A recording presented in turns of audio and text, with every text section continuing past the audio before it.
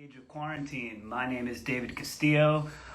You can follow me at Confines World on Instagram. I'm from Saint Vitus Bar. I do all the booking shit there. Welcome. We have a great episode lined up today. It is with my good friend Enrique Saganarga from Crypt Sermon, Daeva. Also works for Relapse. Just a wonderful guy. Great fucking drummer. And yeah, I'm just super excited to talk to Enrique. Want to give a little shout out first to my friend Kim Mercado.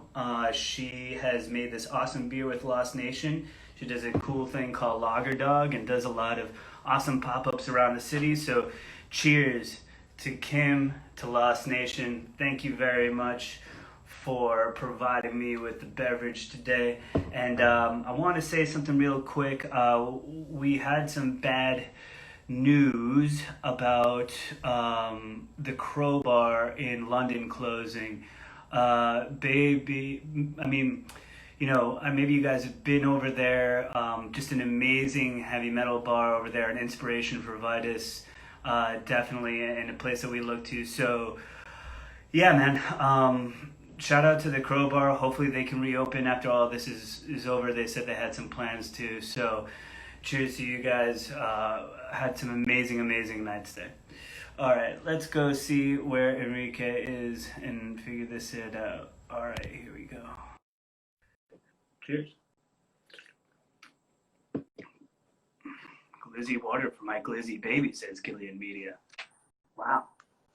Hey, how you doing? Hey, how you doing, man? How's it going? Can you hear me okay?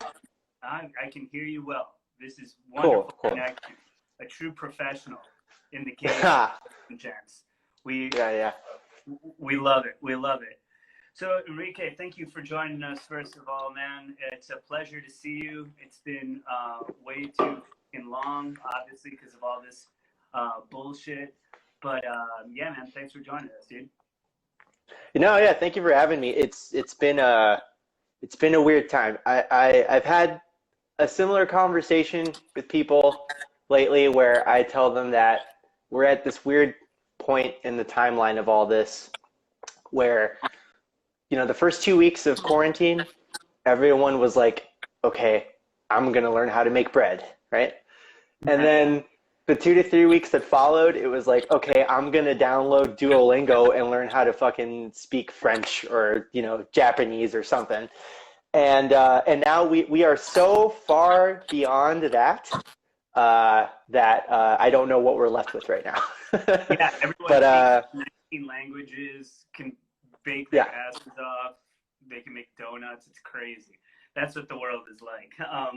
But so, Age of Quarantine was born out of the need to continue to do stuff and just kind of like, catch up with friends, almost the same way that we would at Vitus or something. I've gotten to know so many people just like yourself through just load-in conversations and hanging out or just watching play and just, and now, you become friends with people. You see them a couple times a year. You come up for your job sometimes if there's bands that you work with in town. All sorts of stuff like that. So it's a great way to kind of continue this going. And it's all, Chris from Spotlights and Primitive Weapons is sort of brainchild. So that's what we're here. And really what we're trying to do on the show is just kind of chart your musical journey and musical life from when you're, a kid to now. And talking to you a little bit, I know that to me, there's some good stories already there to tell. Where were you born and raised? So it's not a simple answer. I was born in Miami, Florida, but my entire family is Bolivian. I'm one of those dreaded anchor babies, as the right wing calls them. So the long and short story of it is my grandmother married a man who was from Nebraska, and they lived in Florida together. And at the time when my mother was pregnant, they had a discussion, and my grandfather felt pretty strongly about me having a U.S. passport. So I guess they kind of had an agreement. So I was born in Florida, but before I was about a year old, I was raised in Costa Rica for just about a year or two. I think it was around the time where I started talking and walking that I was kind of whisked away after that to La Paz, Bolivia. And I lived there till I was about 18. And afterwards, that's when I finally moved to Philly. I went there for school, and I've been there since. Wow. All right. Cool. Yeah. I mean, I'm first generation. My parents are from Bogota, and actually met here in the States in Jackson Heights. So I know that we share that a little bit too, but I just was forgetting exactly where that all charted. So, but Yeah. unlike myself, I grew up in the States. I'm first generation, kind of like grew up in the States solidly. I'm a product of the Long Island hardcore suburb vibe. Yeah, yeah. You grew up and you know kind of lived your entire teen years and everything in La Paz. So Yeah. when you were young, when did you first start being like kind of attracted to music and feeling like it was something that you felt passionately about? Sure. I think my mom played a pretty heavy role in that, like very early on. I feel like my family has a history of people who've been involved in things like writing and poetry and things like that. So I think my mom wanted to have me get involved with the arts to some degree. I remember she tried to teach me how to like draw. I didn't have a talent for that. I wish I did. I don't. And then she kind of tried to get me involved with playing some sort of music, but I'm talking like maybe 5, 6 years old tops. And at some point I had I remember I had a really little snare drum, and I had an instructor through the school I used to go to that would teach me like just how to play the snare drum, like all the rolls, all that stuff. And afterwards, that kind of died down up until middle school. Then in middle school, finally, there was an official like band program, and it was a very intimidating thing for me because the idea of learning how to read music scared the shit out of me. But it quickly became something that I really, really enjoyed. And the drum set just kind of became the thing that I started focusing on. The school I went to back home had like a pretty robust arts program for the kids there. So it was kind of cool. Like they would theme out 80s night concerts, 70s night concerts, stuff like that. And yeah, I mean, it just kind of flourished from there. So that's, in terms of me just picking up drumsticks, that's how that started. Yeah, yeah, that's always interesting to me. You know, sometimes it's, you know, we've heard so many different stories, like, you know, whether it be an older sibling or, you know, parents like yourself, like your parents seem like the kind that were trying to just be like, let's find what Enrique can do or is gravitating towards, right? And kind of put a lot in front of you to do that. And others, it's like, well, nobody in my family plays music, doesn't give a shit about it. I just wanted to be in a band when I saw X band or whatever. When you were youngest, were there any kind of like bands or things like that before you kind of started getting into kind of alternative music and metal and stuff like that you were really like attracted to? I mean, for me, it was like kind of American music, honestly, on the radio. Yeah. Like Jackson and Prince and stuff. And Madonna, like 80s pop radio was the first English sort of sung music I really ever heard that much, and I started to like and identify as myself. Yeah, I mean, it was kind of the same for me. So where I was raised, about, I want to say like 75% of the population is indigenous. So a lot of the output that you hear musically there that you grow up with is music that is either, you know, rooted in indigenous music or is some sort of bastardized offshoot of it. And like things that kind of sound like lesser reggaeton, stuff like that. Yeah. So it's either that kind of music, Catholic, you know, kind of hymnal music, or 80s pop, and all of the offshoots of things like post-punk, things like that. So, you know, I guess my family was pretty modern with their taste in music, and everybody that I remember even being around. So, yeah, I mean, I think my actual fandom for music really didn't start until high school really hit, or actually probably at the end of middle school too. You know, that's kind of when you realize that your close friends have some other tastes that go beyond stuff that you like to bullshit about in between classes. And, you know, you kind of start realizing the things that make you all different from everybody else, whether you're misfits among misfits or not. And I think just heavy metal nerdom is so great for that, you know? Absolutely. I mean, you know, For me, it was skateboarding and hardcore and Mhm. and punk, and that's how it sort of all started for me. How did you start getting introduced to kind of like rock and metal music, and how did that sort of go? Because it's always interesting to me. You know, this is kind of, you know, pre-internet and stuff like that, or the internet's just sort of starting, and Mhm. in countries, there's not necessarily always access, especially at that point, to, you know, kind of the entire wide world and wide spectrum of metal or heavy music in general. So what kind of started you along down the Mhm. path you went? I think there's a few things. Right off the bat, I think it's the common story of there being that one kid at school who showed you something cool, you know, like, and I remember like I had a few of those. And the first band that really clicked with me, like my gateway to any sort of extreme music, like seriously extreme music, was probably Slayer. And I'm not by any means saying that I'm the world's biggest Slayer fan or anything like that, but that was a band that, like, I remember back home we even had Headbangers Ball programming, Mm. and they would show, like, you know, at that point I think Slayer did have a music video like around 2001. So that was already in rotation at the time. Then you'd hear about famed South American bands. I always tell people that if you grew up in South America, you could be the most cult guy in the world. You could love Blasphemy, or you could love Sodom or whatever. But if you were a kid, you at least knew someone in your, you know, circle of friends who had Sepultura's Roots on CD, next to their Catholic Bible in the night table or whatever.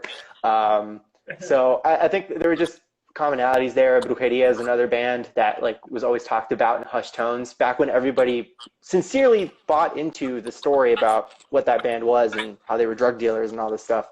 Yeah. So I I think looking at the back of that CD, and there's just like empty Corona bottles and like machete everywhere and stuff, and I was like, these motherfuckers are gonna kill me. yeah. Oh my god. No, and I think yeah, it's crazy because, like, people bought into that narrative, but I think, like, beyond that, it kind of speaks to this. There's this South American identity to extreme metal that comes from, like, Latin culture that, like, people really like to identify with it, and I think it's really odd to me, how there haven't been more bands from that area that kind of try to incorporate, like, their hometown sound into their music that you know they haven't been able to take off the way like Sepultura did. It's crazy. Yeah, I totally 1000% agree, because I mean, I talked about this actually. Hoya from Madball was on this fine program, and for me, it was, you know, I feel like being a Latino person in the United States, I'm very light skinned and stuff too, so like, there's certain stereotypes. You kind of don't know your face. I'm like, I'm not really feeling this over here. I'm more like, like skateboarding and heavy metal, but is that too like more of like a white boy thing or something? And then when I really discovered three bands, it really was like, no, this is actually for you and for and like completely. It was Fear Factory and Dino. Mm-hmm. It was Sepultura and the Caballero Brothers and stuff like that, and then it was Madball. Those three bands were like, all right, like, dude, we've been here, man. Come on in, motherfucker. Like, come. Yeah. And Sepultura, I remember I sang it like that, like Sepultura, and none of my cousins like knew what that was, and they were like, sure. Oh, Sepultura, and I was like, yeah, like that, yeah, totally. But and what I loved about them is, you know, they'd sing in Portuguese, and they would bring so much of the Brazilian flavor into their music, and it really made them stand out, even as they were kind of going through all these really genres of metal over their career. So I'm with you. I don't know why more bands from down there don't incorporate. I feel like, you know.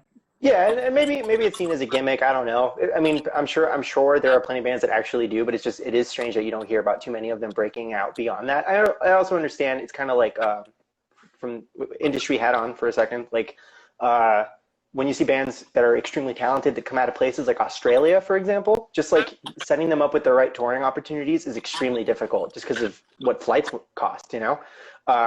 So I think that could play into it. I don't know. But anyway, so I guess that is to say, like, So Slayer was like kind of my foray into pretty extreme stuff, and then I immediately got steered into the direction of things like Sepultura and Brujeria, and like, I mean, to be honest too, those two bands, especially their early records, are very extreme records to this day. They hold up, right? So it made how I understood extreme music more palpable, because I feel like some people fall into the trappings of, okay, they'll listen to a modern, I don't know, let's say a modern Slayer record as their first Slayer record, and then they hear something like Blasphemy, and then, you know, what is that? That might be too much, you know? So I feel like I was kind of primed for it in this weird way. Yeah, it was good though. I mean, I think a lot of times, at least when I was younger as well, I was looking for just the craziest shit out, right? I was like, what's the heaviest, what's the most insane shit I could get my hands on? It was like an arms race to kind of see that. So I was like, oh, all right, cool. And then VOD comes out, I'm like, damn. And then I'm like, huh, okay, cool. And then Fear Factory. And then all of a sudden I'm in Tampa now, and I'm listening to Morbid Angel, and I'm like, whoa.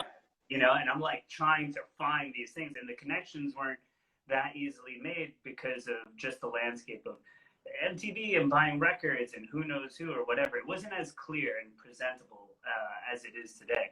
Yeah. So you're getting into metal, you're getting into all this shit. When did you start kind of finding your stride as far as trying to play? What was like the first band? What was the like, fuck it, I want to start to participate? Was it going to shows in La Paz and being like, oh, there's a scene here for me to participate in? Or how did that kind of go? It was weird. I think at first it was, I actually kind of remember this vividly. So I at the time had been taking independent drum lessons from the National Conservatory back home. They had like a tutorship program. So I was learning like Latin percussion and jazz stuff and, like, you know, hard rock drumming and all this stuff one-on-one with the teacher. So my friends from school knew that I like could play drums pretty well, and at that point I had stopped being in the school band.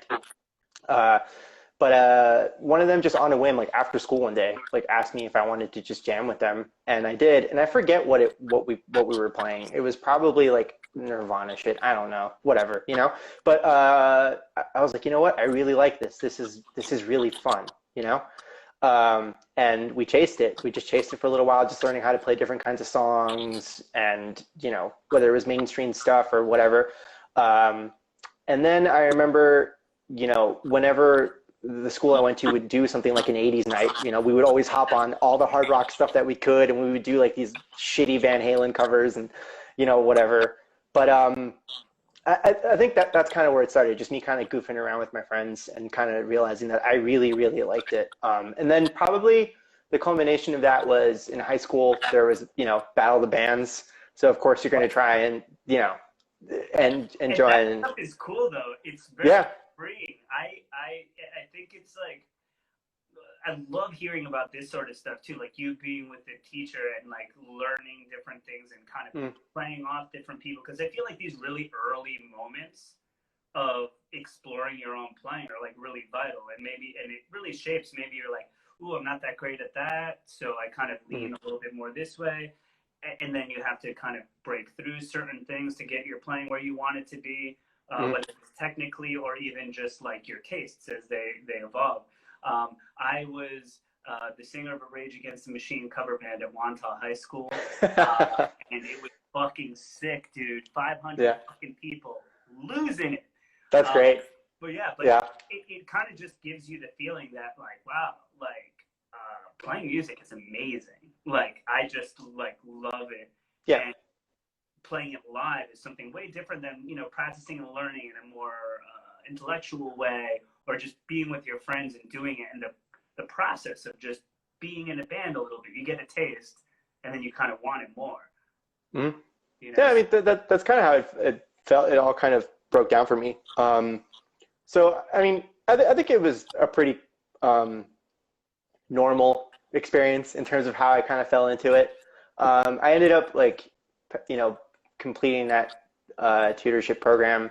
And that was like right around the time I ended up going to college. So right at the end of that, I then moved.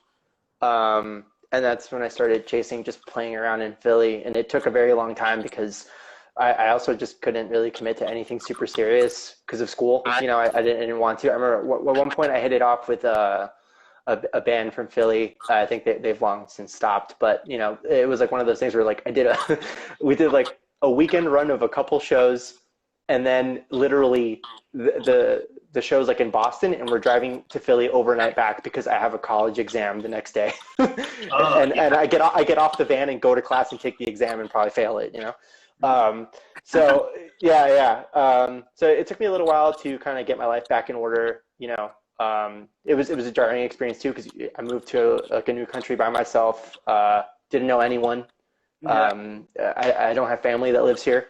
So, you know, I kind of had to focus elsewhere for a bit. Yeah, it was weird. Yeah, no, that's wild. I was wondering what made you, you know, land in Philly of all places. You know, you could have come to New York or whatever, but like, where the schools. What school did you end up going to down there? So I went to Drexel University in Philly, and I think one of the main reasons I moved here was because the school I went to had a co-op program that guarantees its graduates not only like a diploma but some work experience. And as someone, you know, new to the country, I said to myself, okay, well, that's going to make the most sense for me because I can actually enter the workforce immediately after with a resume that doesn't suck.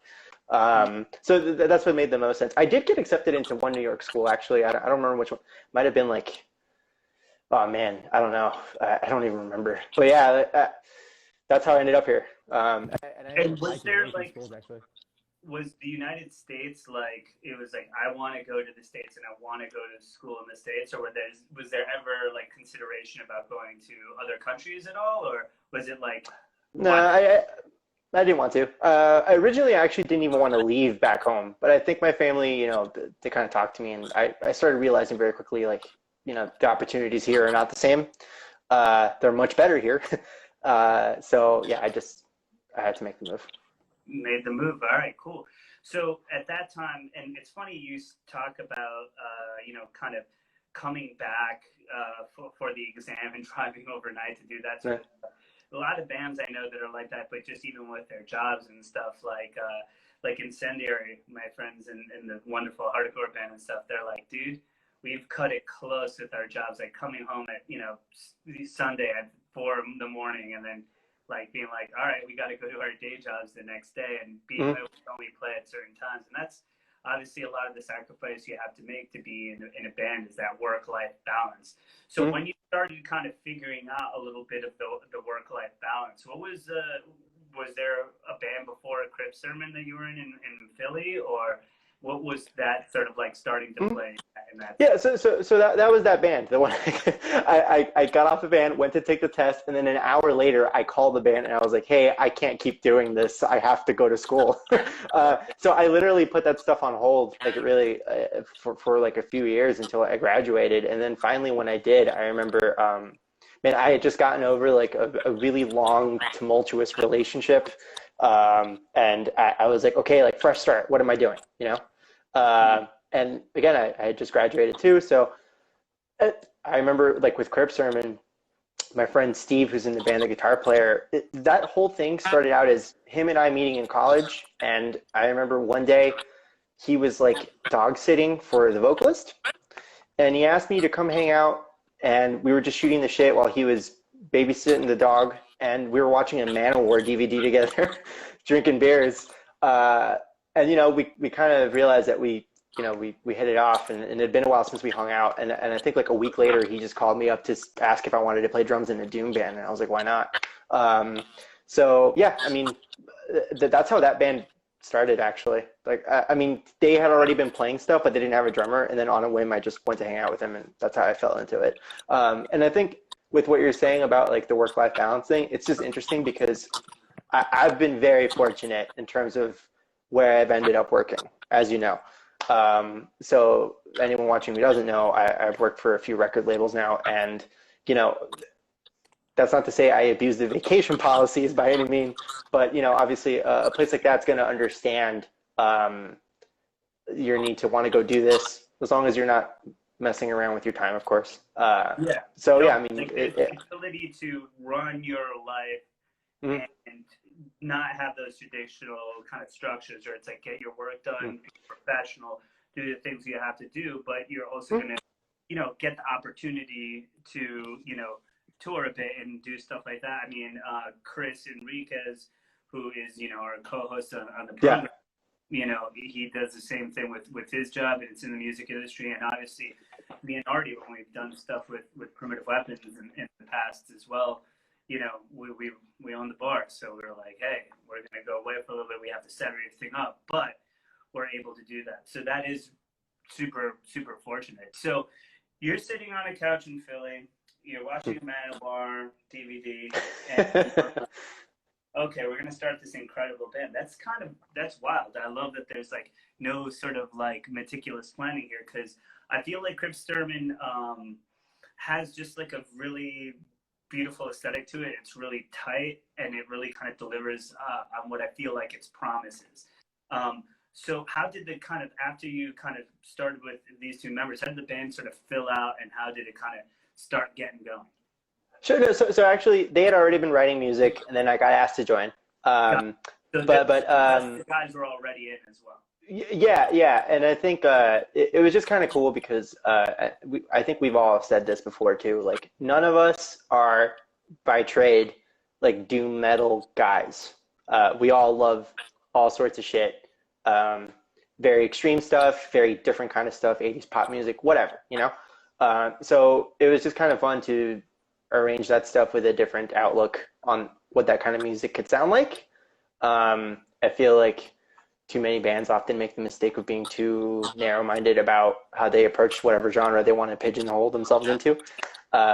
So, I mean, it was fun. I also had to learn how to play slow, which to this day I still don't do well. But no, I mean, it was kind of a challenge in that sense too. I think when we first started playing, our vocalist too, he didn't even know he could really sing that well. I think he felt confident about it, but originally he was, I think, just gonna play bass and try singing. And then, I mean, I like to think he's great. And it just took him a little while, but yeah. Yeah, I think I can't even imagine him doing anything else, honestly, because he's just a standalone singer and stuff. So, and super charismatic, and I mean, the outfits are fabulous as well. I'm a big fan of the outfits. Very necessary. And I feel like that the band kind of delivers on that a lot, and it kind of has, like, to me, there's like a doomness to it, but there's like a heavy metal hard rocking quality to it, where it's not really more in the camp of 17-minute long songs and really like slow progressions. It's more like in a Witchfinder generally kind of sort of like hard rocking kind of vibe, but still doom, cathedral, things of that nature. And I was like, oh, there's a band from the United States like this. Mwah, beautiful. I was just like, I need them to play every show opening for every band at Saint Vitus. So when did you guys sort of, how did it kind of come together as far as songwriting and stuff like that? How does kind of a Crypt Sermon song sort of come together? Are you really like a writing drummer a lot? Do you guys get in the room a lot? Or does somebody kind of bring something to the table and be like, okay, I think we got this, and now let's work on it? So Steve, the guitar player, and Brooks have known each other for years, well beyond this band, and they were in different kind of bands together too. Steve and our other guitar player, James, they write a lot of it. They'll map out entire songs, they'll demo them out. Brooks even sometimes will write an entire song, demo it out, and send it to us, because he's a pretty accomplished guitar player and bass player too. And then, at that point, that's when people like Frank and I join the band in the rehearsal space, and we'll map things out together too. But yeah, I mean, a lot of it is Steve and James's creativity too. Wow, that's cool. I like that there's like a couple of different writing components as well, because even though it seems like seamless as an end product, I feel like great bands always have maybe a couple of songwriters, so you get a couple of different points of view and flavors in the starting, even though you're kind of maybe aesthetically going after the same thing in the end, you can arrive at it in a lot of different angles. And I think definitely does that like quite a bit. So you guys kind of started playing around when, like 2013 or so, 14, something like that? Yeah, I mean, maybe even a little earlier, maybe 2013-ish. I remember I was out of college, and it just took us a while because we did a little cassette demo that went around, and then we did our first full length. And I remember we were already playing shows around the cassette demo time. So yeah, that's about right. What were those early shows like, and what was it like kind of figuring out how to be that live band? Because obviously, like you said, you know, it's like Brooks had never really sang before in that regard and stuff like that. What was it like to get the live show together a little bit more? It was actually fine. I mean, we'd all been kind of we'd play shows on our own with other bands, you know, and luckily Philly has kind of a wide cast net of different kinds of bands that play the area. So us finding like a cool show to play with the right kind of bands involved was not a problem.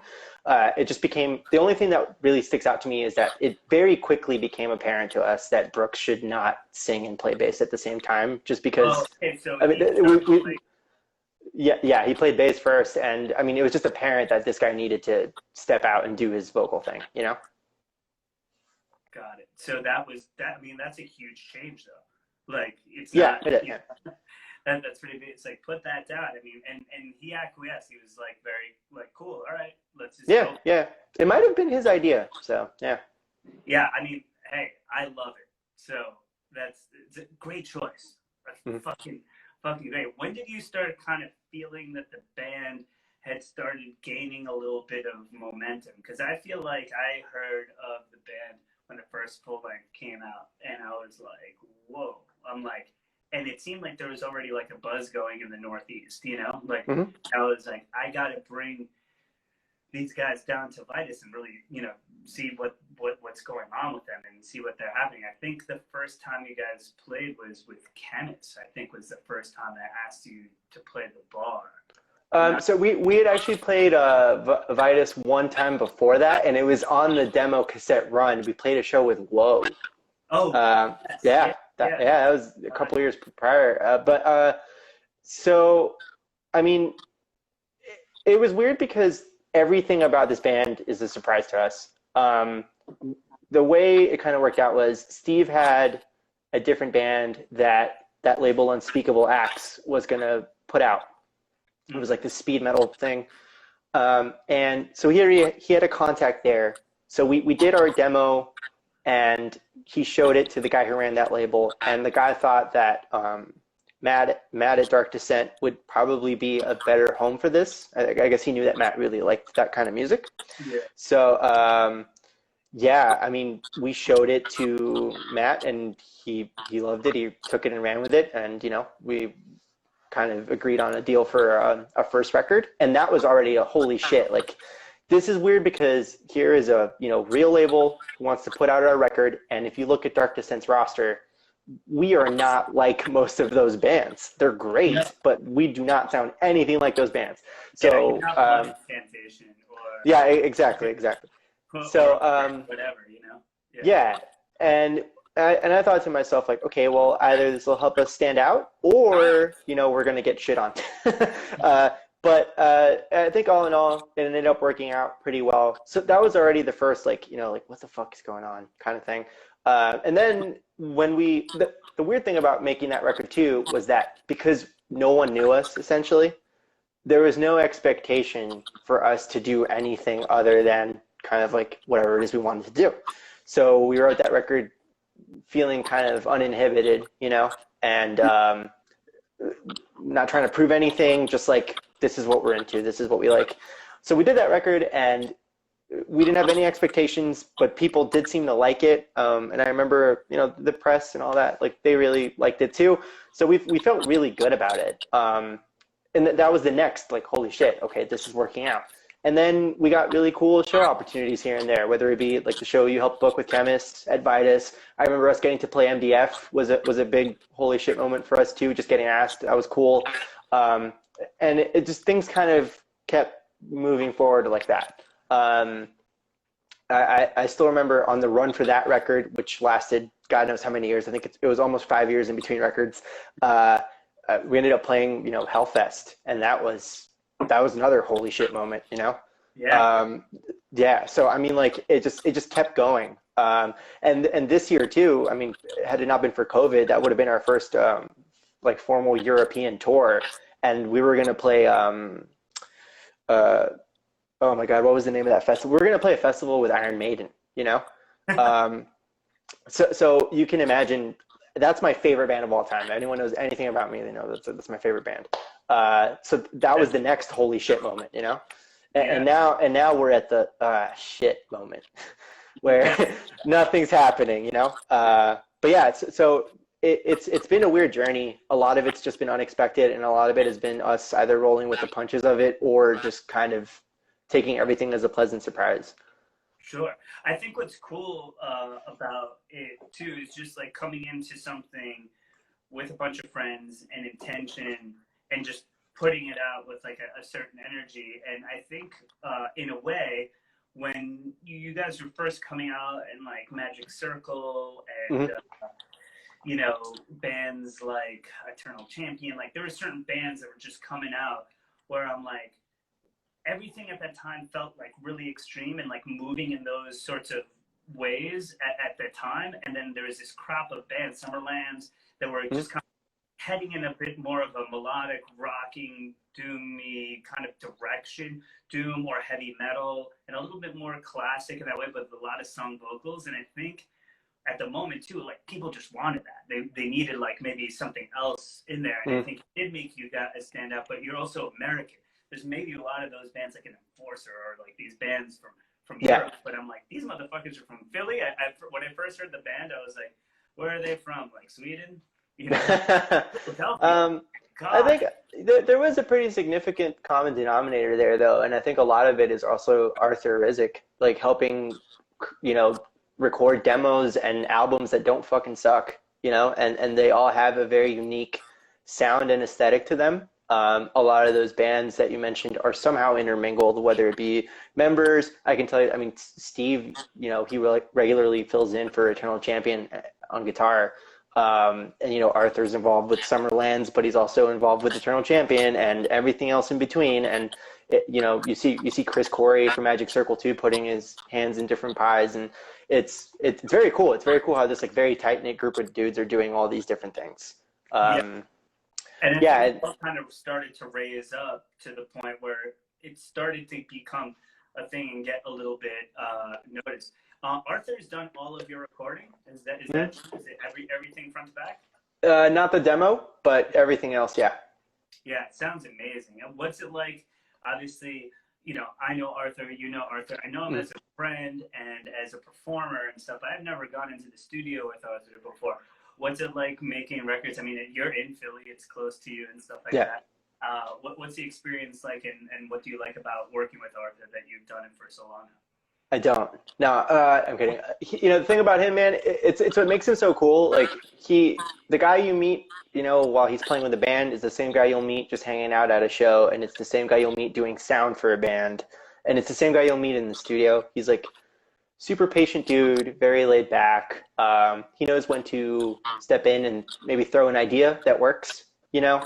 And in terms of the craft of like writing and recording music, the one thing he's been very good about too with us is like I know him and Steve have had a lot of one-on-one um, finding the right guitar tones, and a lot of people don't take the time to do that.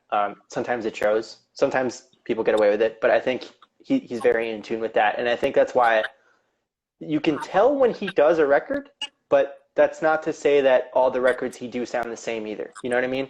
Right. Like at a glance, you could tell he did Power Trip. You can also tell he did Eternal Champion. Those bands don't sound the same. Yeah. But there's an Arthuriness about it. And yeah, I mean, I think it kind of helps solidify everything, especially because I also feel like all the bands he works with have a very defined aesthetic for what they want to do, whether it's art or how they present themselves or even the language in their social media, all that stuff. It's very uniform, and he always works with bands like that. And I think that's pretty interesting. Yeah, definitely.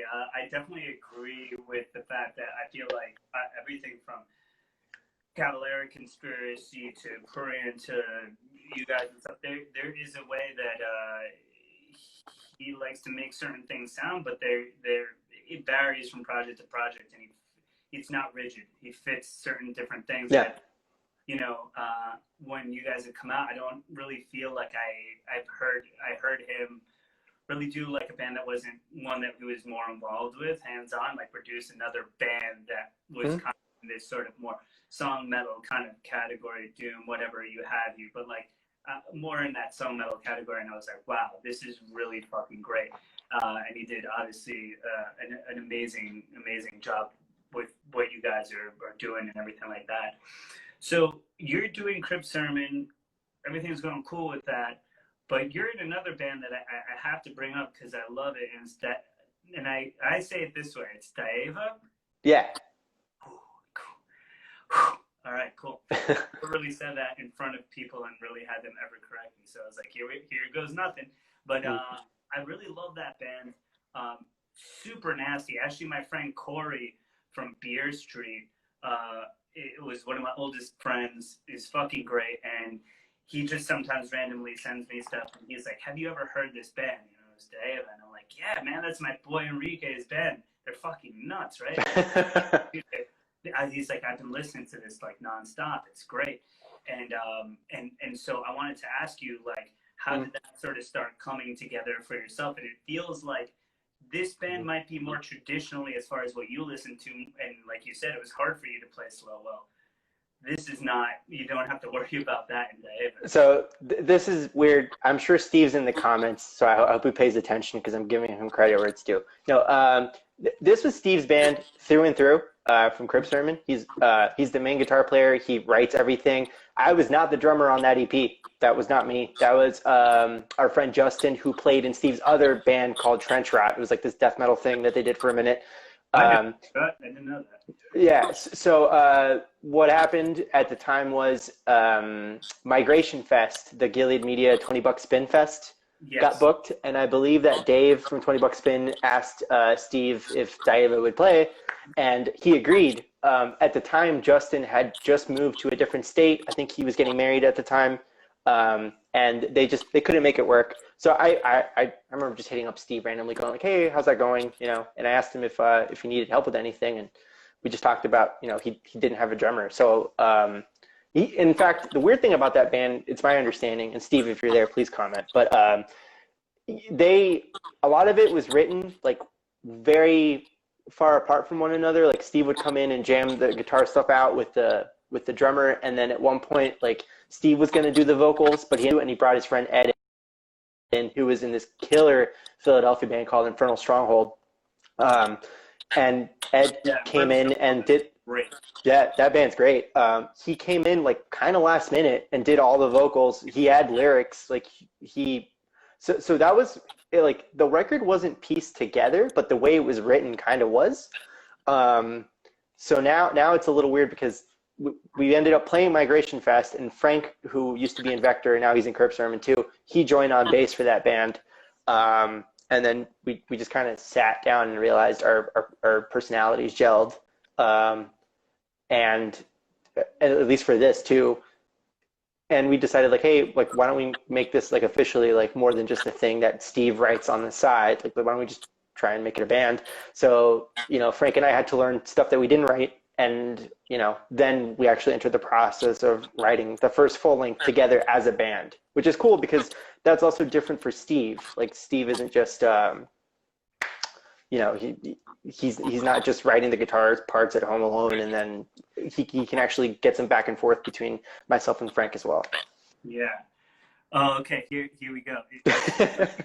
We were recording the EP, and I took a crack at the vocals. I did a song and a half and decided I fucking sucked, so I called Ed. Yeah, there you go. So I mean, Infernal Stronghold. Was his name Jeshik? Jeshik, yeah, he's the drummer. That band was great. Jeshik was a fucking beast. So yeah, that's really cool. I didn't know that connection existed because I was just kind of I was like, oh, these guys are from Crypt Sermon, but I'm like, this wild brand of like, you know, really super blast beaty, like just heavy, you know, death thrash kind of whoa. Like I was like, this is so fast, and I loved it, and I was like, wow, it's nice to see kind of people who are just involved in heavy music and interested exploring other avenues of what they're into and stuff, like Yeah. I see that a lot in this program. It's like, Dave from Revocation was on, and he's like, oh, I got that Project Gargoyle. And it's like, I like writing melodies, man, and like playing like rock guitar too, and Alice in Chains, and these bands are some of my favorite bands of all time, but like I don't do that in Revocation, right? That'd be weird. But he found another vehicle for it. So did it feel really good for you to kind of like actually kind of play the drumming that you're kind of almost most familiar with? Yeah, I mean, like that felt nice. And even then though, it was kind of daunting because I'm playing someone else's parts and you want to not suck at them. You also don't want to be insulting to your friend who wrote them. But I mean, it worked out, I think, I hope. It'll be interesting to see how different the full length sounds from the EP because there's more cooks in the kitchen with it. But I mean, I have high hopes. It'll be good. The scary shit about that band is that our first show ever as a band was Migration Fest. So it was like, this huge venue. It's this beautiful, like, old church venue. It's got like 3 stories. We're a band with an EP that, we presumed no one knew at the time. And I believe the band that followed us on the lineup was like Tune Mold. So everything about that experience was like super daunting. And, we kind of tried to just survive it. And obviously since then we feel a lot better about how we present ourselves live. But I remember, even when we came through Vitus, with Horrendous and Tumult and stuff, like it felt good. Like that was all the shows we played with that band are super fun. It also, I think, kind of takes the edge off when you have that band and then you have something like Crypt Sermon, which is a complete polar opposite. And like you were saying, like Dave from Revocation, like we can kind of express ourselves in different ways, and we're not yearning to play melodies, but we're also not feeling like pen up, Yeah. Yeah. And that's always really cool. I mean, it's the same thing with me. It's like, I make like techno, like industrial techno. Yeah. It's just something I love doing. I love club culture. I always have gone. I'm from New York, It's like I would go to hardcore shows and then I'd go out and I'd go out to dance and do shit like that. And it was always sort of part of me. And you're like able to do that sort of stuff. And like before the whole COVID thing was going down, I was working on something with Mick from Crowless and Craig Fox. So.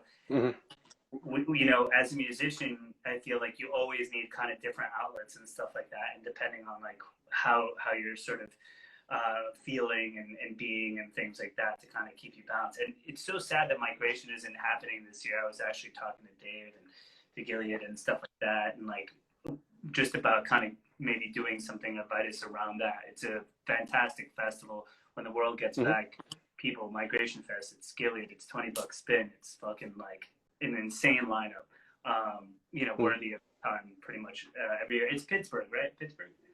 Yeah. Yeah, that's what they do it, right? Super cool.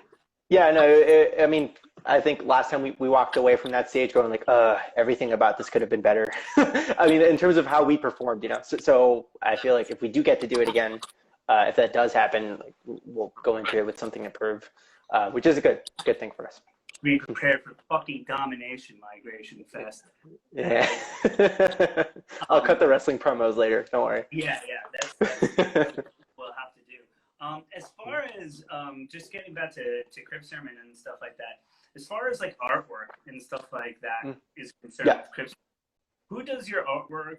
How have you kind of, I mean, everything is very considered with the band, and I loved like just the whole feel of it. I was like, I felt like when I was walking into really beautiful artwork. How does that kind of come down, and who kind of creates that aesthetic for the band, and who kind of makes those calls for the band? Sure. So our vocalist Brooks is actually the guy who does all of our art. Really? So not only is he a great bass player, he's a killer singer. He can play guitar like no one can. He's a great painter as well.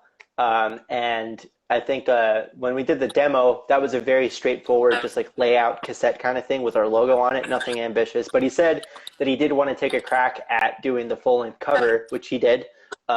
He also helped stencil out like the logo, like all of it was him. The cool thing about having Brooks handle this stuff himself too is that we can give him a lot, like we can give him real-time feedback with what he's sketching out and what he's drawing.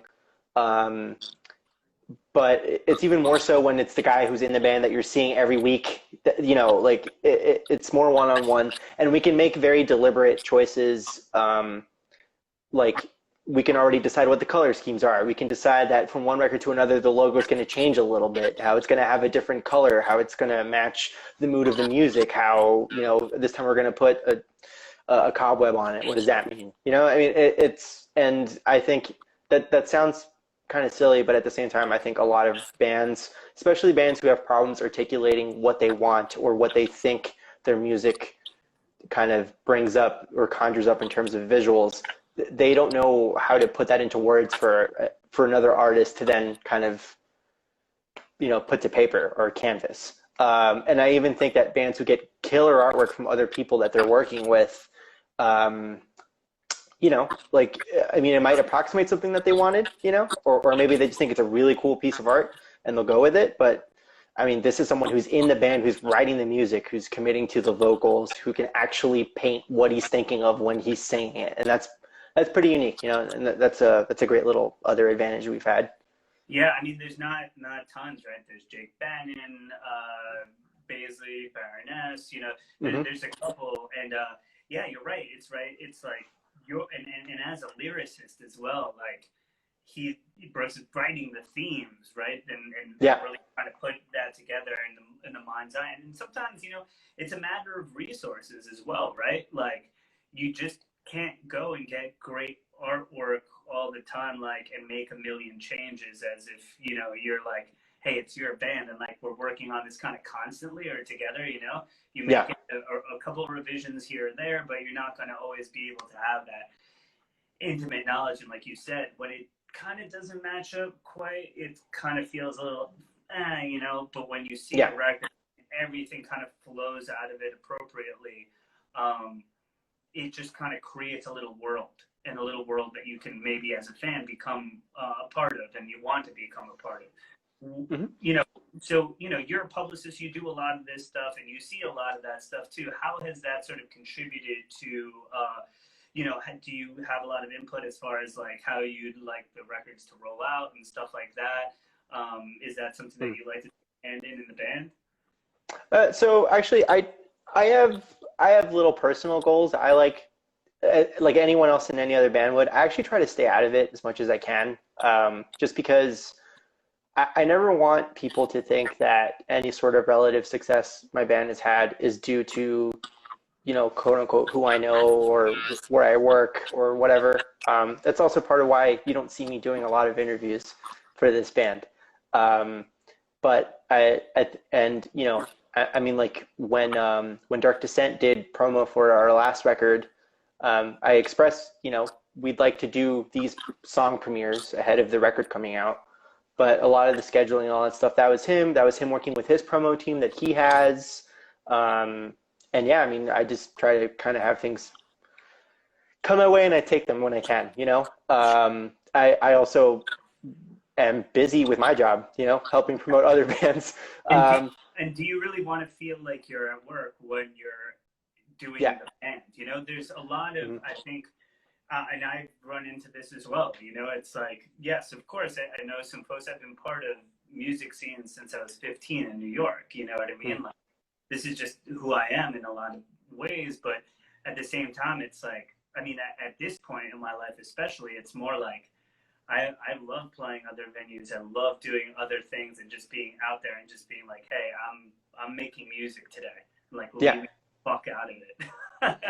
No, and I think and the minute you start to kind of like micromanage or overanalyze what's going on or what's not going on, especially when something is going well too, it pulls you out of it. And yeah, I mean, I think that was really important for me. And I also, you know, I don't want the guys to feel like I'm bossing them around. Yeah. But yeah, I mean, you can boss me around, but them, I suggest not. But yeah, I think that's like a really important thing, and it kind of goes back to the work-life balance thing we were talking about before. You know, sometimes it's not just the ability to go on tour or, you know, do the actual functions of the band, but to also like sort of be fully realized doing the band and being in the band and how it is, right?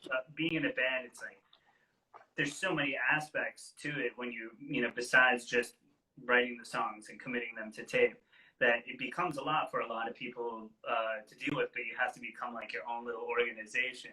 But if you do a lot of that in your normal day-to-day life, you're kind of like, man, I don't want to be doing this either. So finding that balance is important, because you don't want that to be, you're like, fuck this, I'm living my dreams. I'm like going to play with Iron Maiden. Fuck this, you know what I mean? Like, Yeah. I don't want to make that a drag for myself. It's the escape. It's the artistry that, you know, we all like kind of hope to get to, and what we really enjoy. And I mean, honestly, at Vitus, we've had so many great shows with you guys. That Chemist show like blew the roof off the place. That show, to me, I was just in my own thing, because I was at work that night, you know, having drinks. But, you know, one of the things that we do at Vitus is we bring bands, oftentimes during the winter, that we feel are really making moves. And sometimes they'll be established bands, you know, that we can fly in or do something like that. But a lot of times I like to take a roll of the dice on a newer band or two that are, I feel like, have the sort of general will of the scene, or I feel like, man, they've never played New York and like I need to try and get it. And I remember with that Chemist show, it's like, wow, you know, they're kind of making it happen. The record got like, I think, record of the year by Decibel. Other people, you know, they never played in New York. And then when I could match it with Crypt Sermon, to me that was the 1-2 punch. And I'm like, I just was, who's going to show up? How's it going to go? And the place slammed, and both bands, I thought, gave like an amazing performance. And I was like, okay, we got two bands that are going to really, you know, pull some weight out here. And it was a really beautiful time. So for me, thanks for giving me a nice day of work. That's a good memory, you know? No, I mean, thank you. I still remember that show. And those guys are really cool too. I think we've always been pretty lucky with New York crowds. I think we played New York at Crypt Sermon, I'm thinking. So we played Vitus with Woe, then again with Chemist, then the record release show. We also played Union Pool once, and that was also with man, that might have been with Eternal Champion too. So I mean, yeah, every time we've gone to New York, it's been great. It's been times that are very few and far between, but you know. Yeah, for real. Yeah.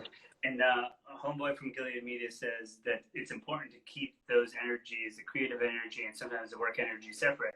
And I really think that, you know, a lot of times people in our positions, we do a lot of things, and like, you know, and that's true of people who are not like working in the music industry or anything like that at all too. It's like what you're sort of trying to do with your life and organizing it, moving it forward. And luckily we have, you know, you guys just last year made another fucking smashing record. I think, honestly, the best one, I think, with the most range and songwriting as well.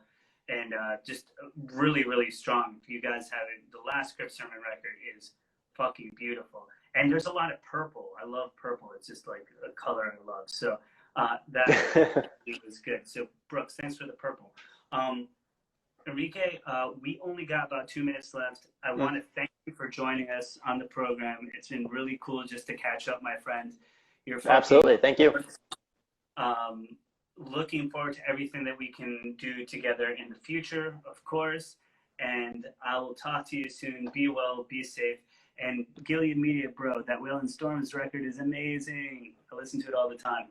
Get him on next. I'll give you the contact. All right, cool. Yeah, Adam, I see you. Have an absolutely wonderful night. You're fucking great. Go listen to Crypt Sermon. Go listen to Daeva. We're out of here. Peace.